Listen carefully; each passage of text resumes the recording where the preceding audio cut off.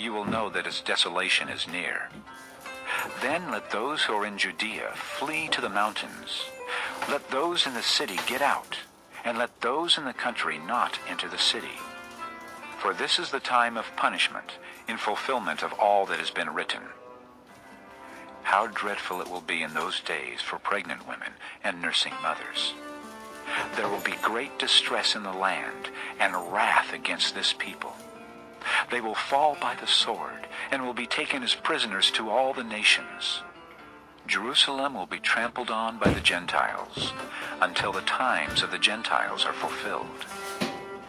There will be signs in the sun, moon, and stars. On the earth nations will be in anguish and perplexity at the roaring and tossing of the sea. Men will faint from terror, apprehensive of what is coming on the world, for the heavenly bodies will be shaken. At that time they will see the Son of Man coming in a cloud with power and great glory. When these things begin to take place, stand up and lift up your heads, because your redemption is drawing near.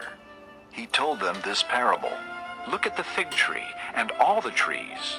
When they sprout leaves, you can see for yourselves and know that summer is near. Even so, when you see these things happening, you know that the kingdom of God is near. I tell you the truth. This generation will certainly not pass away until all these things have happened. Heaven and earth will pass away, but my words will never pass away. Be careful, or your hearts will be weighed down with dissipation, drunkenness, and the anxieties of life, and that day will close on you unexpectedly like a trap. For it will come upon all those who live on the face of the whole earth. Be always on the watch, and pray that you may be able to escape all that is about to happen, and that you may be able to stand before the Son of Man. Each day, Jesus was teaching at the temple, and each evening he went out to spend the night on the hill called the Mount of Olives, and all the people came early in the morning to hear him at the temple. Chapter 21. As he looked up, Jesus saw the rich putting their gifts into the temple treasury. He also saw a poor widow put in 2 very small copper coins. I tell you the truth, he said, this poor widow has put in more than all the others. All these people gave their gifts out of their wealth, but she out of her poverty put in all she had to live on.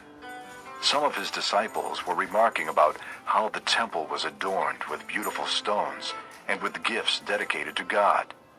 But Jesus said, As for what you see here, the time will come when not one stone will be left on another.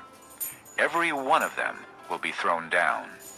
Teacher, they asked, when will these things happen? And what will be the sign that they are about to take place?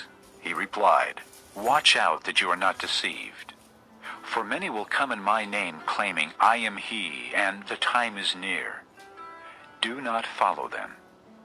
When you hear of wars and revolutions, do not be frightened.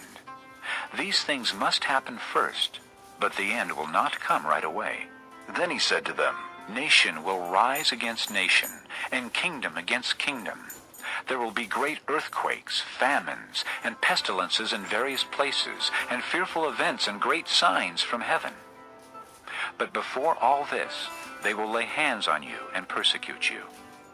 They will deliver you to synagogues and prisons, and you will be brought before kings and governors, and all on account of my name. This will result in your being witnesses to them. But make up your mind not to worry beforehand how you will defend yourselves. For I will give you words and wisdom that none of your adversaries will be able to resist or contradict.